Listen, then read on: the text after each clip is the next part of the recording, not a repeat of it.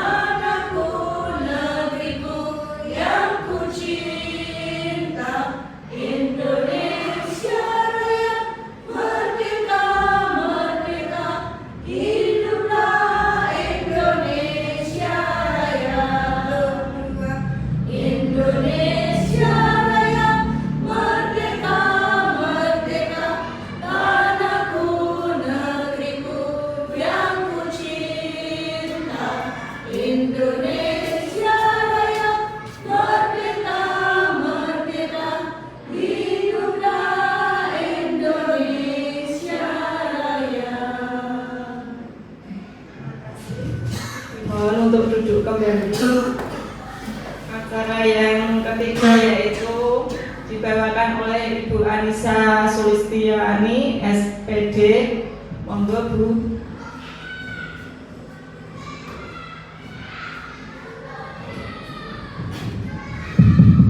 Assalamualaikum warahmatullahi wabarakatuh.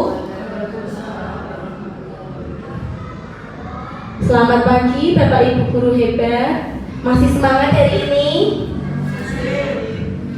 Bapak Ibu, hari ini saya akan mempresentasikan, menyebarkan pemahaman dan penerapan pengalaman budaya positif. Sebelum kita melakukan pemahaman tersebut, kita akan melakukan ice breaking sebentar ya Ibu ya, supaya kita lebih semangat, supaya kita juga lebih rileks. Bapak Ibu guru, mohon bisa berdiri sebentar, kita ice breaking sebentar.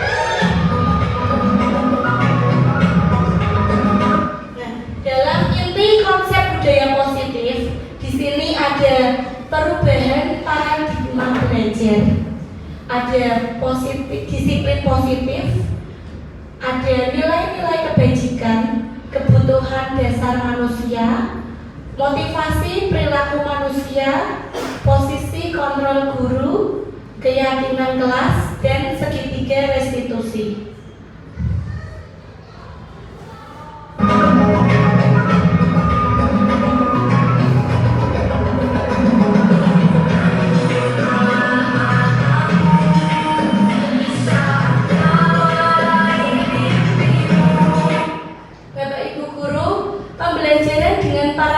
Baru kita sering mendengar apa itu pelajaran dengan paradigma baru. Pelajaran dengan paradigma baru merupakan pembelajaran yang dirancang berdasarkan prinsip pembelajaran, yaitu berdiferensiasi, sehingga para peserta didik belajar sesuai dengan kebutuhannya berdasarkan tahap perkembangan sesuai teori psikologi modern untuk mewujudkan profil pelajar Pancasila.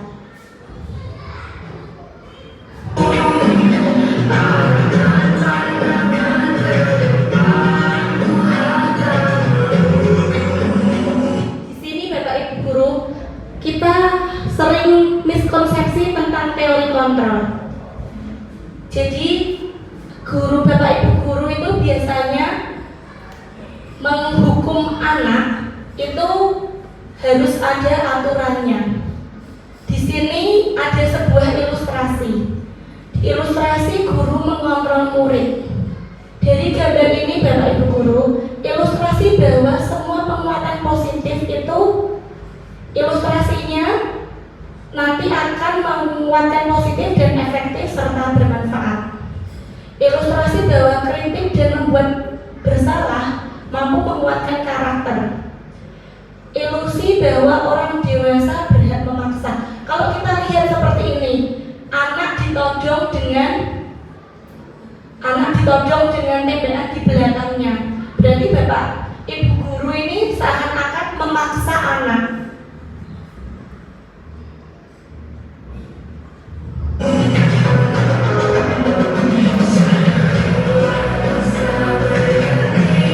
Ini yang membedakan.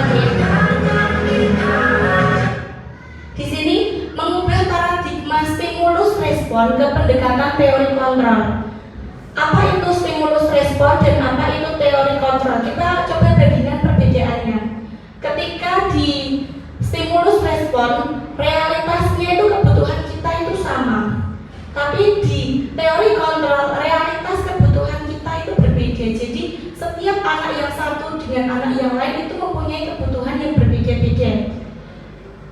Pada stimulus respon, semua orang terlibat hal yang sama. Tapi pada teori kontrol, semua orang itu memiliki gambaran yang berbeda. Pada stimulus respon, kita mencoba mengubah orang agar berpandangan sama dengan kita. Pada teori kontrol, kita berusaha memahami pandangan orang lain tentang dunia. Jadi kita tidak bisa memaksakan kehendak di sini. Kita tidak bisa anak itu harus sesuai dengan keinginan kita. Tapi kita juga harus mendengarkan kebutuhan anak itu seperti apa.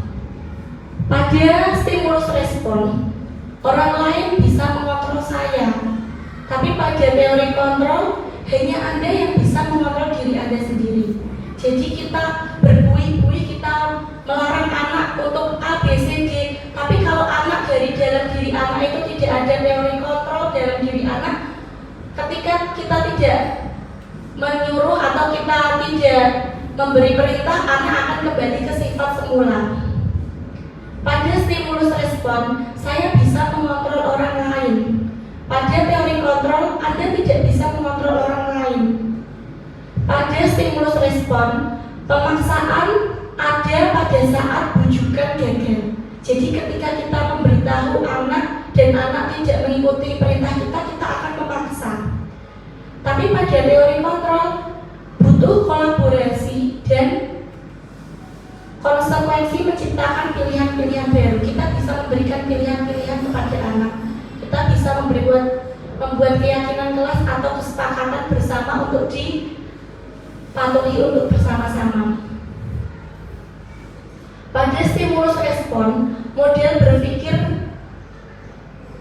menang atau salah.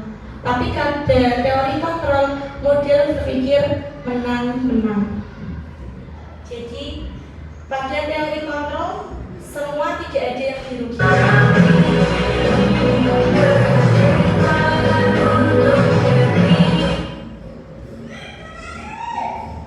Bapak Ibu, disiplin positif sendiri itu berasal dari kata disiplina, yang artinya belajar. Disiplin mengacu pada disiplin diri yang memiliki tanggung jawab terhadap apa yang dilakukan berdasarkan nilai-nilai yang diyakini. Disiplin positif merupakan salah satu cara penerapan disiplin yang bertujuan untuk menumbuhkan kesadaran bahwa memberdayakan peserta didik tanpa imbalan penghargaan, reward, ancaman atau hukuman. Sebagai peserta didik, tujuan kita apa? Menciptakan peserta didik yang memiliki disiplin diri, sehingga mereka berperilaku mengacu pada nilai-nilai kebijakan universal dan memiliki motivasi intrinsik dalam mengubah perilaku ke arah yang lebih baik. Jadi anak-anak itu disadarkan tentang disiplin dirinya, bukan dari ekstrinsik dari luar, tapi dari dalam diri anak itu sendiri.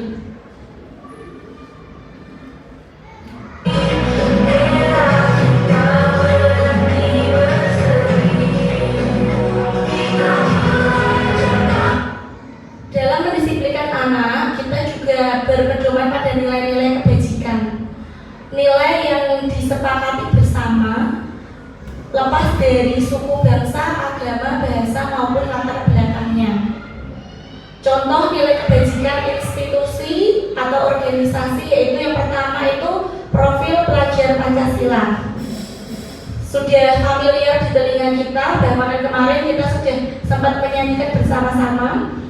Ada yang kedua itu ada Ibu Primary Years Program atau PYP, dan yang ketiga itu keterampilan hidup life skill.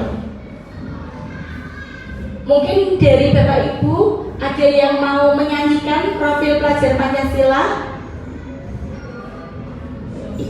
Iya, kepada Bu Beni disilahkan. Monggo yang lain bisa mengikuti.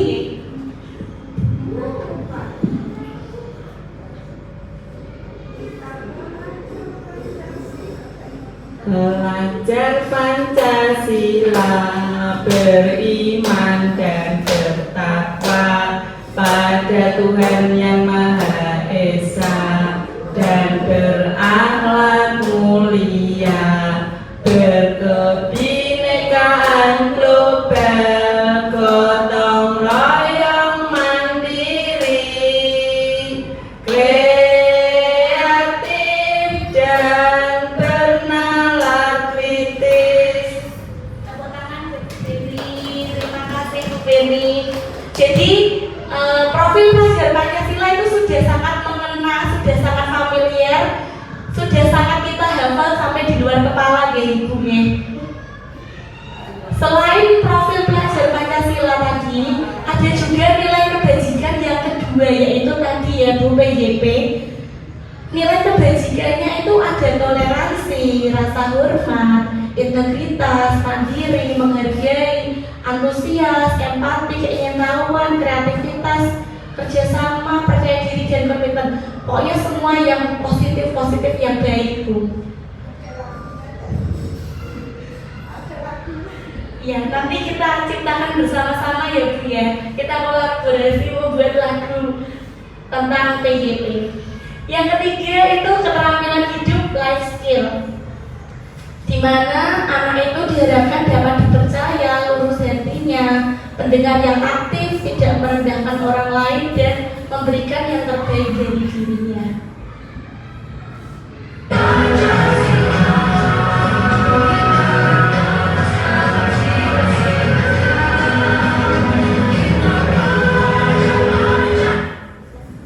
Kita ke kebutuhan dasar manusia.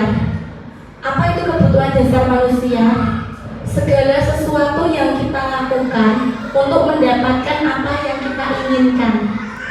Seluruh tindakan yang kita lakukan memiliki tujuan tertentu, Bu. Dan semua usaha terbaik yang kita lakukan dalam rangka agar kebutuhan kita itu terpenuhi dengan baik. Coba Bapak Ibu bayangkan ketika kebutuhan kita tidak terpenuhi, apa yang akan terjadi? Kita bercermin dulu kepada diri kita. Mungkin kebutuhan dasar kita ketika kita merasa tidak dihargai, mungkin kita juga merasa tidak nyaman berada di sebuah lingkungan tersebut.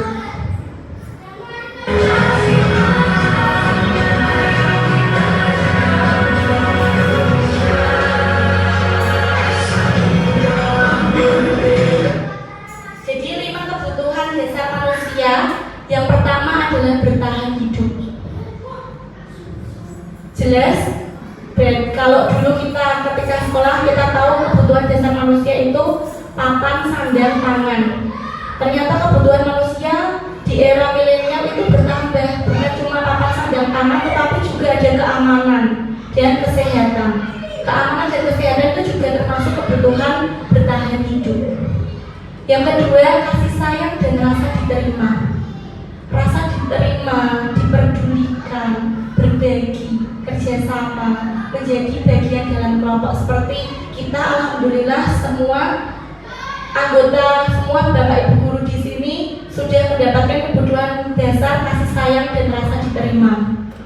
Alhamdulillah di sini lingkungannya baik, ekosistemnya juga mendukung. Dan juga yang ketiga itu penguasaan. Penguasaan di sini tentang harga diri, keinginan untuk dianggap, memimpin, berprestasi, diakui dan didengar. Ketika kebutuhan dasar manusia yang ke-1 dan yang kedua itu sudah didapatkan, jadi ada rasa keinginan untuk penguasaan, jadi untuk mengembangkan dirinya. Kebutuhan dasar manusia yang keempat yaitu kebebasan. Kebebasan di sini itu mandiri, menentukan pilihan, mencoba hal-hal baru, mampu mengendalikan arah dirinya, tapi tetap ya Bu, kebebasan yang bertanggung jawab. Dan kebebasan yang terakhir itu kesenangan. Kesenangan di sini bermain, humor, antusiasme dan tertawa. Ketika Bapak Ibu guru di sekolah itu sepaneng terus, tidak pernah guyonan. Seperti saya dan Bu Beni itu sering guyonan ya Bu ya. Itu untuk memenuhi kebutuhan kami, yaitu kebutuhan tentang kesenangan, fun. Jadi ketika kebutuhan atas humor, kita tertawa, itu terpenuhi, insya Allah 5 kebutuhan dasar kita semuanya sudah terpenuhi gitu deh.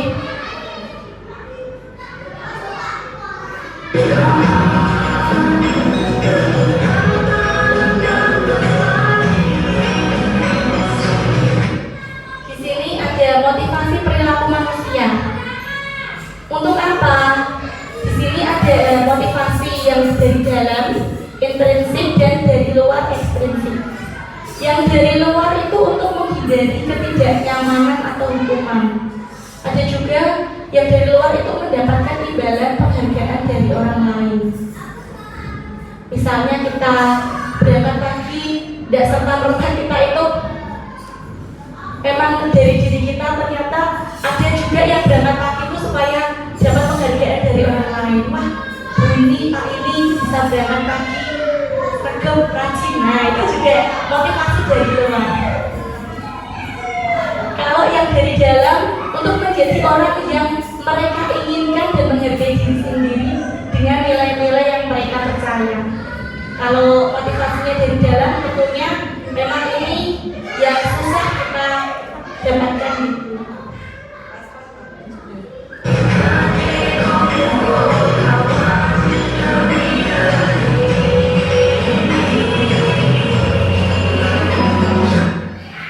Di sini ada hukuman.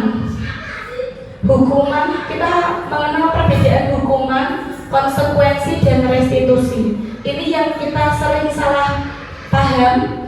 Apa perbedaan hukuman, konsekuensi, dan restitusi? Pada hukuman itu tidak terencana. Jadi tiba-tiba kita marah, kita langsung melakukan hukuman. Pada hukuman, murid tidak tahu apa yang akan terjadi atau tidak dilibatkan. Bersifat satu arah, berupa hukuman fisik atau psikis. Bahkan ketika kita membentak anak itu termasuk hukuman. Yang kedua, satu tingkat lebih baik dari hukuman, yaitu konsekuensi.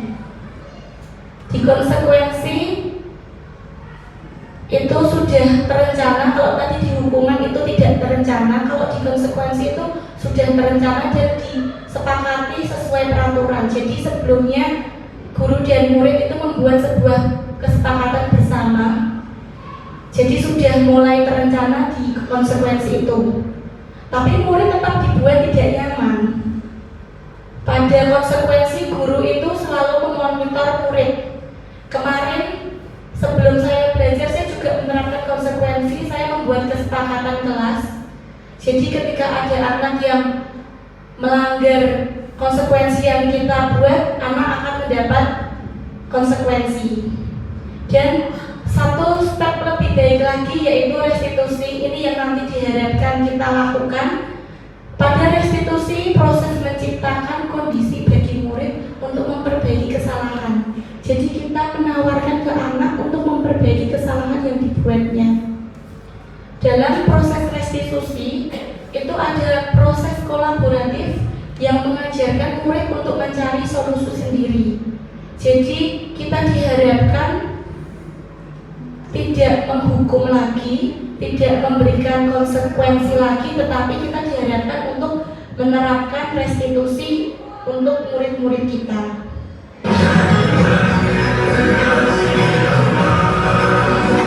Di sini 5 posisi kontrol guru. Yang pertama sebagai penghukum. Yang kedua, membuat merasa bersalah. Yang ketiga sebagai teman. Yang keempat sebagai pemantau. Dan yang kelima sebagai manajer. Pasti kita sudah melaksanakan 5 posisi ini tanpa kita sadari. Kita pernah menghukum anak. Kita juga pernah membuat merasa bersalah anak. Kita juga pernah menjadi teman anak. Kita juga sering menjadi pemantau anak. Tapi posisi yang paling tepat, paling baik itu adalah posisi sebagai manajer. Ketika kita menjadi manajer, kita bisa mengontrol semua posisi guru yang ada.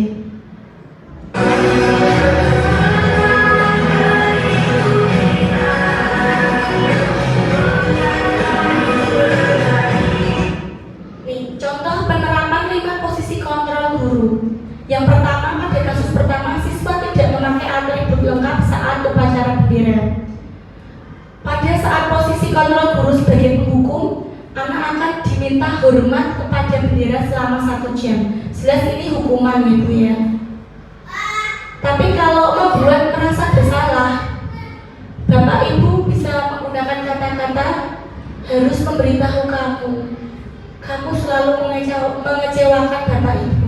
Kira-kira murid Bapak Ibu kalau diberitahu kamu sudah membuat kecewa Bapak Ibu, rasanya itu anak semakin bersalah dibandingkan dengan penghukum. Ternyata efeknya itu lebih berat ketika dengan kata-kata. Jadi ada kata pepatah, mulutmu itu pedang, lidah kita itu seperti pedang. Ternyata lidah kita itu bisa membuat efek yang lebih dahsyat dibandingkan hukuman fisik.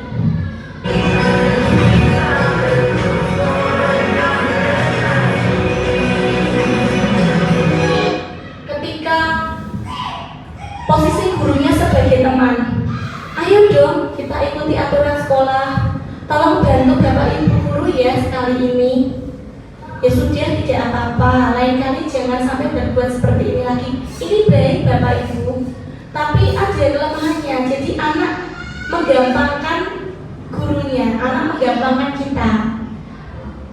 Posisi sebagai pemantau, contohnya kamu sudah melanggar peraturan sekolah, kamu tahu konsekuensinya. Setelah upacara, kamu beli atribut ke koperasi dan jangan diulangi lagi. Jadi ini lebih tegas dibandingkan tadi yang sebagai teman.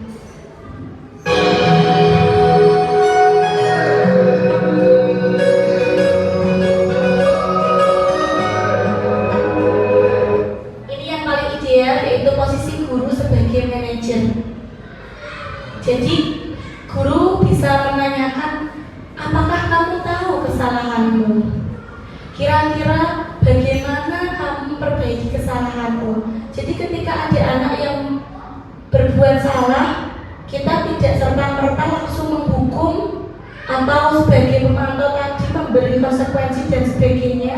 Kita bisa memposisikan diri kita sebagai manajer. Anak ditanya, anak apakah tahu kesalahannya itu apa? Dan bagaimana cara memperbaiki kesalahan yang dibuat anak?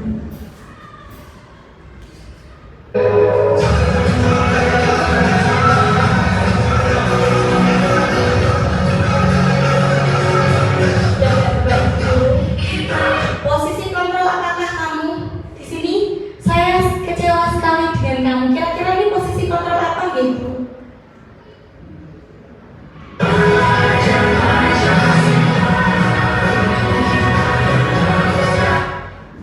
Tadi posisi membuat merasa bersalah. Jadi ketika Bapak Ibu guru, saya kecewa dengan kamu itu tadi membuat merasa bersalah. Kalau di sini coba Bapak Ibu guru, kamu tidak pernah melakukannya, kamu tidak pernah benar melakukannya. Ini juga membuat merasa bersalah, menghukum secara lesan.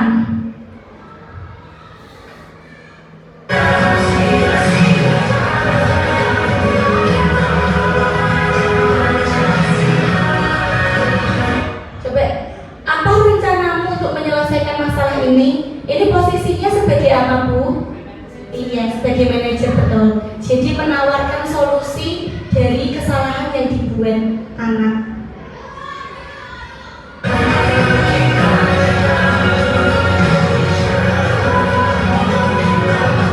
Coba, ayolah lakukan demi Bapak Ibu ya. Ini posisi sebagai apa, Bu?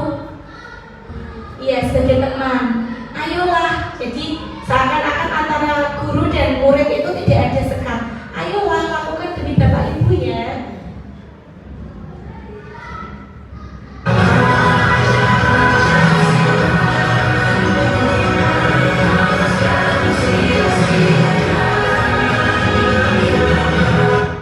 Kamu tidak pernah mendapat nilai jika tidak mengerjakan tugas. Ini posisi sebagai apa nih? Ini sebagai pemantau. Jadi kalau tidak pernah mendapat tugas ya kamu tidak mendapatkan nilai. Ini sebagai pemantau.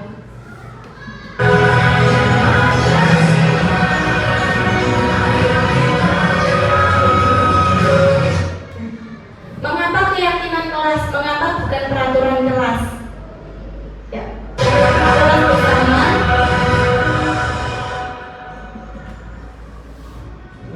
Jadi pembentukan keyakinan kelas itu bersifat abstrak, berupa pernyataan universal.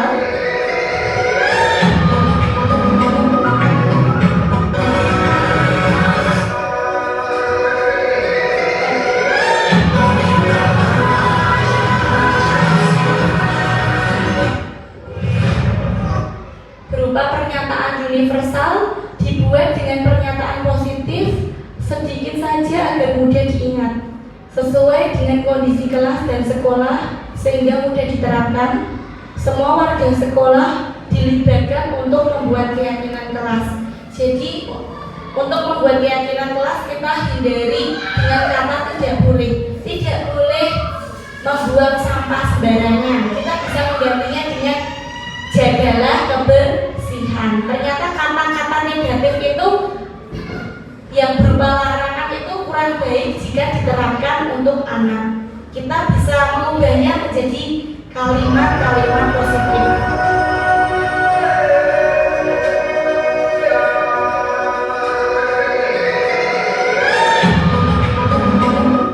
Di sini ada praktek segitiga restitusi.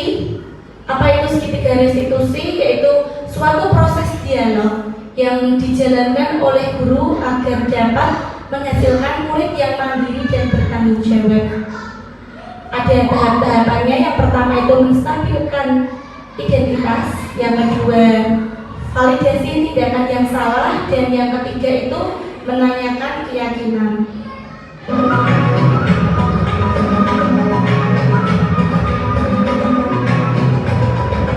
Yang pertama menstabilkan identitas. Berdasarkan prinsip membuat kesalahan adalah bagian dari proses pembelajaran. Menstabilkan identitas itu membuat salah itu wajar. Jadi tidak ada manusia yang sempurna. Bapak Ibu guru juga pernah melakukan itu.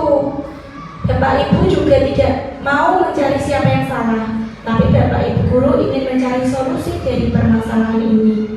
Kamu berhak merasa begitu. Jadi dengan kalimat-kalimat itu kita menstabilkan identitas kamu.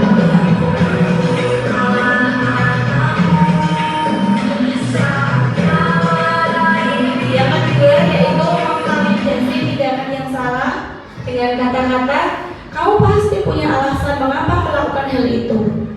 Padahal kamu bisa melakukan yang lebih buruk dari ini ya. Kamu patut bangga karena kamu telah melindungi sesuatu yang kamu anggap penting. Kamu melakukannya karena mempertahankan sesuatu yang penting bagimu. Jadi kita tidak serta-merta langsung menyalahkan.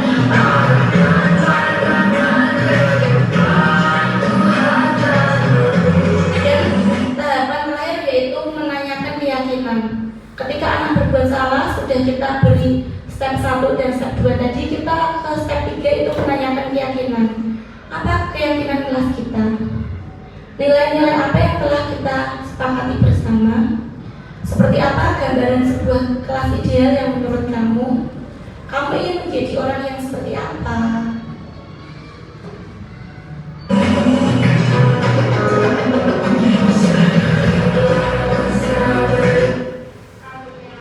Coba Bapak Ibu, ini kemarin saya melakukan skenario segitiga restitusi dengan murid saya yang bernama Satria.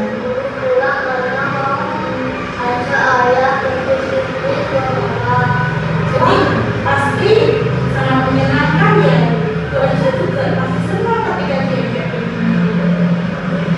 Namun, apakah kamu sudah tahu kalau apa yang kamu lakukan itu melanggar aturan?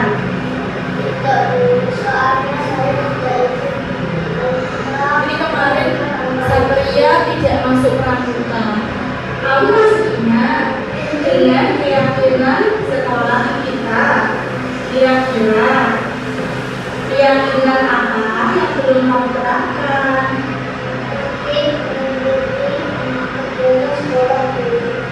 Nah, kira-kira apa yang bisa kamu lakukan agar bisa menerapkan keyakinan yang sudah kita yakini?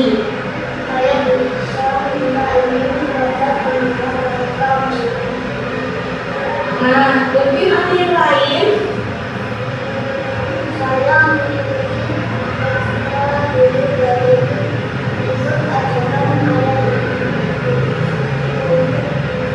Nah, berarti kamu sudah paham bahwa kita harus tertib aturan sekolah ya. Insya Allah saya akan berusaha. Terima kasih Mas Satria.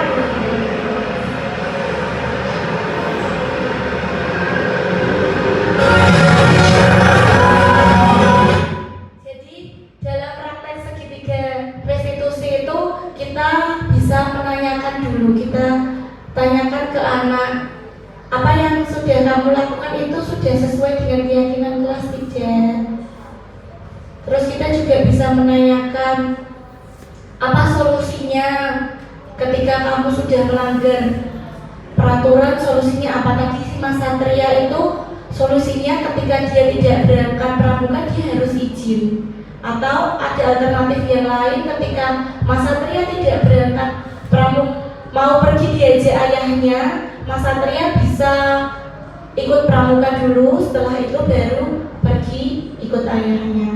Jadi kita tawarkan ke anak. Setelah anak itu membuat kesalahan, kita jangan serta-merta langsung menyalahkan anak. Kita tanya, iya Bu Anissa juga pernah berbuat salah seperti kamu. Tapi apakah kamu tahu kalau apa yang kamu lakukan itu sudah melanggar keyakinan kelas yang kita buat bersama? Jadi ini pembelajaran untuk kita semua, Bapak Ibu. Ketika ada anak yang salah, jangan langsung kita beri hukuman, tetapi kita bisa menerapkan segitiga restitusi tadi untuk menyelesaikan masalahnya. Jadi anak juga tidak merasa sedih, mentalnya down, tapi anak diberikan solusi, anak diajak mencari solusi untuk menyelesaikan masalah yang sudah dibuat. Dalam penerapan program disiplin positif, hendaknya guru memiliki standar kepribadian profesional dan sosial yang baik, di mana guru mampu merefleksi dirinya dan dalam posisi kontrol saat ini, bagaimana perjalanan dirinya sebagai among atau manajer untuk menuntun murid-muridnya menjadi insan yang mandiri, merdeka, bertanggung jawab. Ini kemarin ada contoh.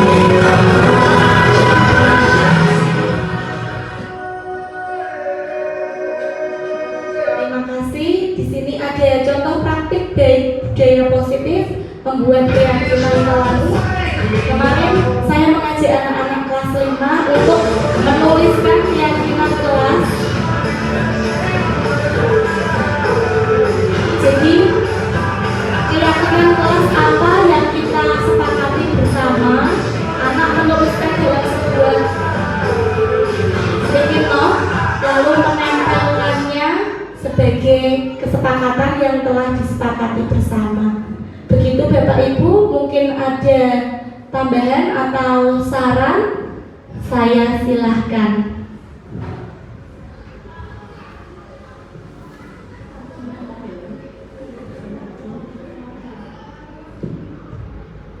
Monggo Bapak Ibu.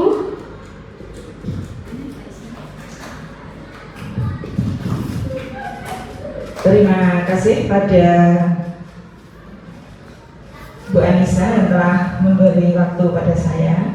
Dari paparan Bu Anissa tentang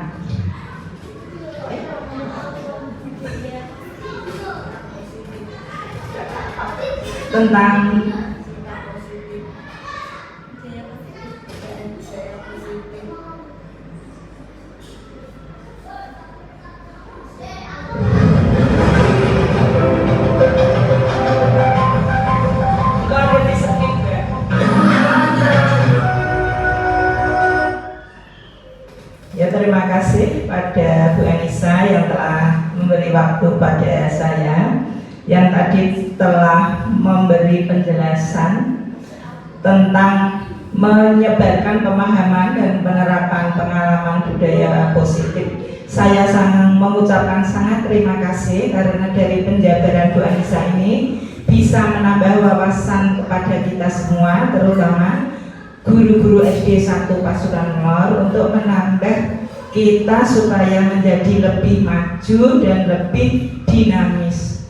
Secara umum kurikulum Merdeka kalau sudah kita laksanakan di 4 kelas, yaitu kelas 1, 2, 4, dan 5. Jadi ini jika diterapkan dalam kurikulum Merdeka, ini benar-benar pas atau sangat sesuai. Jadi saya mohon pada ibu-ibu khususnya yang sudah melaksanakan kurikulum Merdeka, tapi yang pada umumnya semuanya kita bisa melaksanakan apa yang telah dijabarkan Bu Anissa. Seperti kelas 1 kemarin sudah dulu pada waktu saya membuat PMM, yaitu saya membuat keyakinan kelas. Saya buat, terus saya buatkan dinner, tapi wong ini kelas 1 yang sudah naik ke kelas 2, jadi untuk keyakinan kelas 1 yang dulu sudah tidak saya pasang lagi, dan itu untuk kelas 1 yang dulu, tapi dinnernya masih saya simpan. Terima kasih Bu Anissa untuk penjabarannya, saya menjadi lebih mantap. Terima kasih. Wassalamualaikum warahmatullahi wabarakatuh.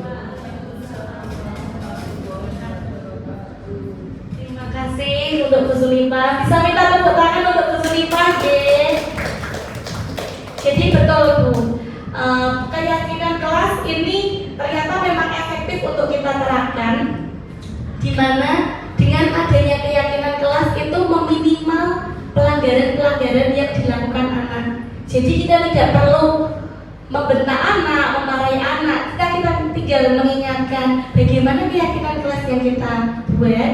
Apakah kamu sudah sesuai dengan keyakinan? Nanti anak akan, oh iya, saya merasa bersalah ini, saya sudah melanggar keyakinan kelas. Ternyata itu cukup efektif dibandingkan kita menghukum secara fisik maupun verbal. Betul Bapak Ibu Guru?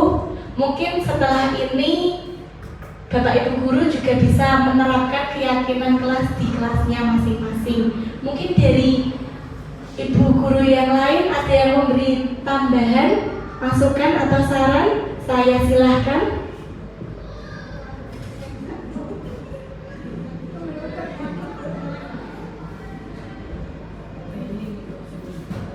Oke, monggo Bu.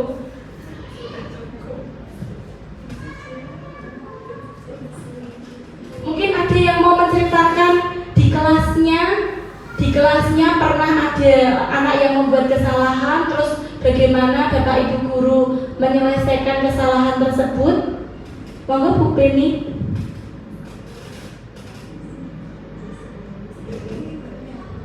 Monggo Bu. Assalamualaikum warahmatullahi wabarakatuh. Terima kasih, saya hanya ingin sedikit sharing saja mengenai budaya positif. Tadi diterangkan mengenai kesepakatan.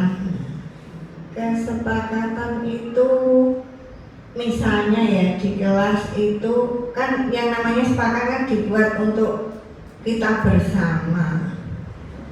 Terus anak-anak disuruh menulis biar tidak lupa. Salah satunya seperti itu. Kalau misalnya anak melanggar, bolehkah itu dihukum? Yang pertama itu ya, misalnya melanggar, terutama ini ya kesepakatan tugas-tugas itu sudah diberi istilahnya, sudah punya kesepakatan tapi masih banyak yang melanggar. Apa itu perlu hukuman atau bisa juga hadiah apa ya yang kira-kira cocok untuk anak yang melanggar kesepakatan tersebut. Dan kesepakatan itu tidak hanya untuk misalnya tugas-tugas kelas saja ya, untuk yang lain juga bisa ya Bu. Nah, kemudian di kelas saya itu dari tadi yang saya ceritakan itu banyak yang masih melanggar dari kesepakatan yang telah dibuat. Nah, aku tak mau tanya saja dulu bagaimana baiknya itu. Terima kasih. Terima kasih atas pertanyaannya Bu Yani. Bisa beri tepuk tangan untuk Bu Yani? Ya, sama Bu. Di kelas saya juga banyak yang seperti itu. Jadi anak-anak di awal sudah membuat kesepakatan bersama. Anak sudah menentukan, coba anak-anak kita buat kesepakatan peraturan apa saja yang harus kita sepakati bersama. Anak-anak sudah menulis, sudah ditempel. Dan masih banyak anak yang melanggar. Misalnya kesepakatan kita yaitu mengerjakan semua tugas yang diberikan oleh Bapak Ibu Guru. Tapi masih saja ada anak yang tidak mengumpulkan tugas tepat waktu. Begitu ya Bu Yani ya. Di awal ketika Bu Yani membuat kesepakatan, apakah beserta dengan konsekuensinya Ibu? Oh sudah. Mungkin anak bisa diingatkan ketika anak, kalau di kelas 5 kemarin begini Bu, kita buat konsekuensi ya. Aslinya memang tidak boleh ya konsekuensi ya. Tapi kemarin memang di kelas 5 sebelum saya ikut program guru penggerak, saya sudah membuat kesepakatan kelas, belum keyakinan kelas tapi masih kesepakatan kelas. Kita membuat, jadi satu anak itu memberikan satu peraturan. Bu, saya usul peraturan harus mengerjakan PR. Ada yang usul harus melaksanakan piket. Usul lagi menjaga kebersihan, tidak boleh berbicara di kelas, tidak boleh ini dan itu, seperti itu Bu. Dan tidak boleh berbicara sendiri di kelas. Kalau bicara dengan temannya boleh gitu, boleh. Iya, kalau bicara sendiri bahaya nanti. Jadi saya tawarkan ke anak sendiri yang membuat peraturan. Lalu anak juga tanya, Bu, ini kalau misalnya anaknya tidak mengerjakan PR, hukumannya apa? Coba bisa tawarkan ke kalian. Silahkan kalian pilih sendiri hukumannya apa. Kira-kira yang menurut kalian sesuai dengan kalian apa? Itu Bu, kalau misalnya tidak mengerjakan PR, nanti tetap PR-nya tetap dikerjakan sebagai tagihan. Dan menulis ini Bu, menulis surat. Kemarin seperti itu, menulis surat Al-Quran 1 kali. Terus ada juga yang mengusulkan denda aja Bu, denda 1.000 per pelanggaran. Tapi Bu Anissa sarankan kalau bisa jangan uang. Tidak apa-apa Bu, ini nanti uangnya buat kebutuhan kelas kita. Bu Anissa tawarkan lagi, gimana yang lain, apakah ada yang keberatan seperti itu? Anak-anak tidak Bu, tidak keberatan. Jadi kemarin banyak poin yang ditulis. Salah satunya itu ada yang dilarang berbicara kasar, misuh-misuh, nyandai. Itu anak langsung tahu sendiri ketika anak melanggar, langsung cari ketua kelasnya. Satria, aku tadi ini misuh-misuh, jadi ngasih Satria 1.000 rupiah. Tapi saya rasa hukuman ini kok tidak efektif gitu. Tidak efektif karena apa, kemarin ada kejadian begini Bu. Anaknya tidak mengerjakan PR, langsung gini, Bu, besok saya tidak mau mengerjakan PR, saya bayar 2.000. Seperti itu. Loh, kok jadi begini? Iya, bukan karena kalau melanggar kesepakatan kelas itu ada konsekuensinya. Konsekuensinya itu membayar 1.000, membayar menulis surat, atau konsekuensi yang lain yang disepakati satu kelas. Ternyata anaknya sudah jauh-jauh hari memberi 2.000 untuk tidak mengerjakan PR.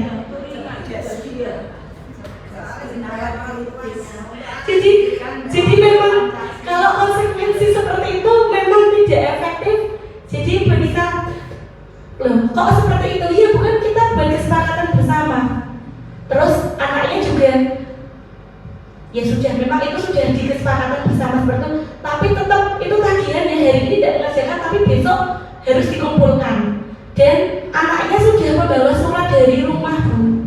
Anaknya sudah membawa surat, dia nulis surat Al-Fatihah. Bu, ini suratnya juga sudah saya buat. Jadi seperti sudah di surat Al-Fatihah. Salah surat pernyataan dari orang tua.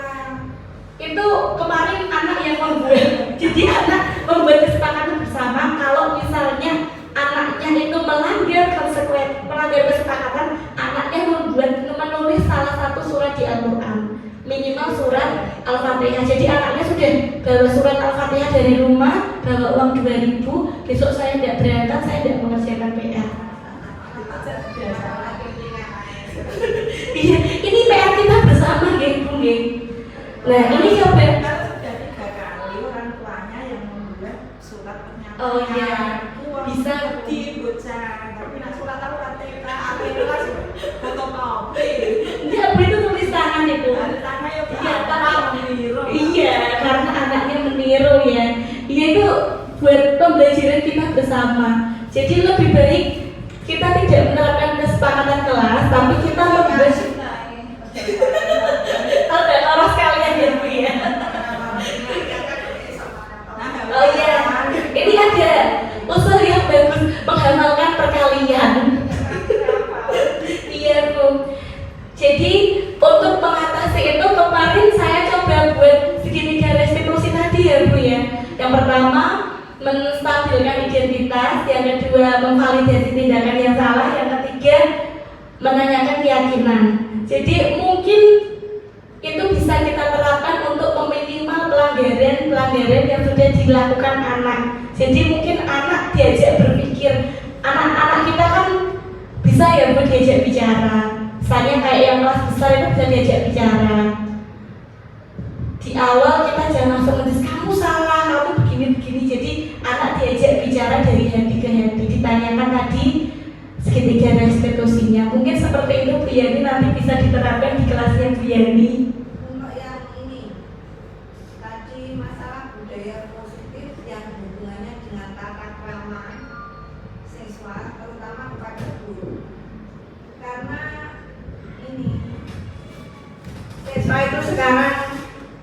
gurunya kayak mbak murid kayak koncone gitu ya, cara berbicara gaya dia menyampaikan sesuatu, apa istilahnya menegur gurunya, apa itu seperti dengan temannya. Yang kebanyakan itu malah yang sehari-hari itu sering saya jumpai itu. Bagaimana cara menerapkan budaya positif tadi kan karena hanya tugas-tugas pengetahuan saja yang berhubungan dengan tingkah laku dan tata krama siswa. Coba diuraikan sedikit Mbak Anissa. Terima kasih Bu Yani. Tepuk tangan untuk Bu Yani.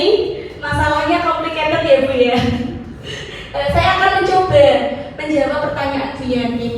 Iya, kita menyebarkan budaya positif. Budaya positif di sini juga menyangkut tata krama anak. Seperti kita ketahui ya Bu ya, anak sekarang, anak milenial sekarang itu untuk tata kramanya memang minim Bu. Memang minim.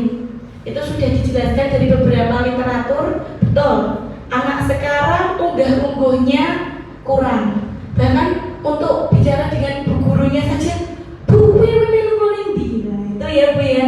Jadi ini tidak seperti zaman saya dulu waktu kecil, ketika matur sama bapak ibu gurunya harus pakai bahasa krama. Kalau tidak seperti itu dianggap anak yang tidak sopan. Kalau sekarang anak itu menganggap gurunya itu temannya. Bu, Bu, Mas, masuk kantor ibu guru seperti itu. Mungkin kita bisa menyelipkan unggah-ungguh ketika pembelajaran yang kita sampaikan. Misalnya pas pelajaran itu kita bisa menyelipkan rakyat sipik ya Bu ya, rakyat sipik nanti anak juga bisa terbiasa. Mungkin ketika anak baru ngomong seperti itu, kita tegur, Mas, tadi bicaranya sudah benar. Coba kita seperti itu Bu. Tapi kalau misalnya memberitahu anak jangan di hadapan teman-teman yang lain, nanti anaknya merasa itu bully. Karena sekarang itu sedikit-sedikit bully. Iya, karena anak sekarang itu pintar-pintar Bu. Anak sekarang itu pintar-pintar. Mungkin kita bisa menyelipkan sedikit demi sedikit unggah-ungguh itu ke anak. Jadi ketika ada anak yang tidak sopan, ketika ada anak, dan ini Bu yang susah untuk saya lakukan, memberi contoh dulu. Kita bicara dengan bahasa krama, nanti anak akan mengikuti kita. Misalnya anak ngomong sama kita, Bu, piring di, nah terus kita mengulangi ucapannya dengan kita bahasa kromo, misalnya Bu jenengan tindak pundi, mungkin anak akan mengikuti bahasa yang kita ucapkan tadi. Mungkin seperti itu bisa pada ya kira-kira. Oke, misalnya kita Bu, namanya di Bu, misalnya kita harus mengulang Bu jenengan jadi tindak pundi, mungkin anak akan merasa gimana gitu mungkin ya, mungkin seperti itu. Soalnya dulu waktu kecil guru saya juga gitu. Jadi dia mengucapkan bahasa, terus saya tak ingat seperti itu, berarti mengucapkannya seperti itu. Mungkin bisa kita laksanakan seperti itu, memberi contoh anak sehingga anak mengikuti. Soalnya anak kalau tidak diberitahu kan tidak mungkin bisa ya Bu. Kita sebagai guru harus memberikan contoh, nah agar anak itu pengalaman dari kecil saya seperti itu. Jadi saya bisa bahasakan gurunya, bahasa dulu baru saya mengikutinya. Terima kasih Bu Anissa. Terima kasih, tepuk tangan untuk Ibu Beni. Iya, saya setuju Bu. Jadi ketika kita memberikan contoh dulu, Bu amain di, Bu beda tidak pundi, kita seperti itu, anak oh iya Bu, anak langsung senyum biasanya Bu. Ketika saya sebut anaknya langsung senyum, iya Bu, terus anak mengulangi lagi, Bu beda tidak pundi. Jadi bisa Bu seperti itu Bu. Jadi guru itu sebagai teladan, anak akan mengikuti apa yang bapak ibu gurunya lakukan. Mungkin dari ibu-ibu yang lain ada yang memberi tambahan?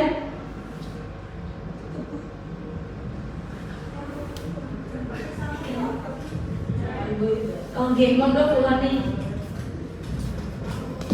Assalamualaikum warahmatullahi wabarakatuh. Terima kasih atas waktu yang diberikan.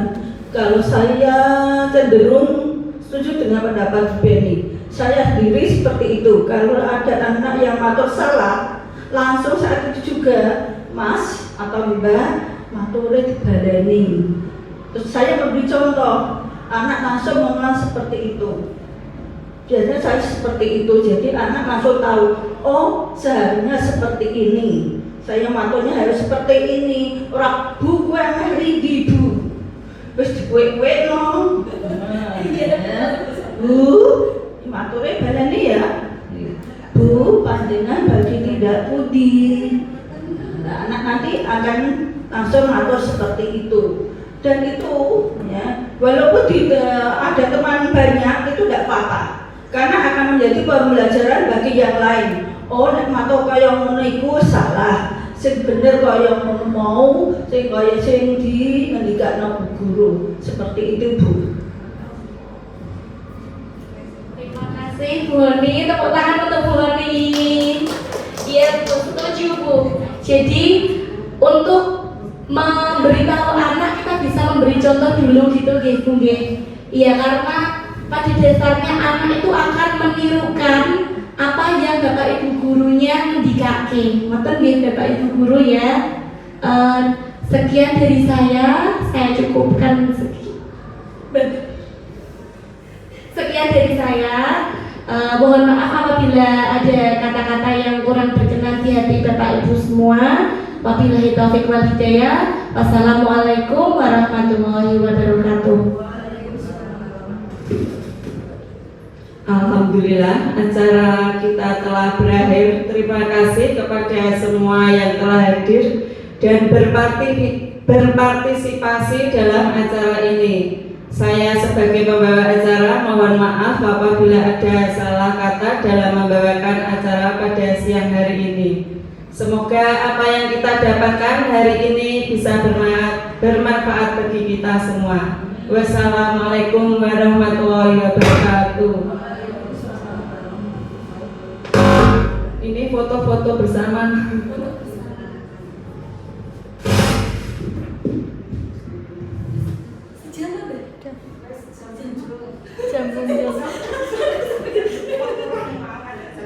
Bener mah bu kata-kata nih mau harus jam ya. Coba ini kan banyak bahasa. Ayo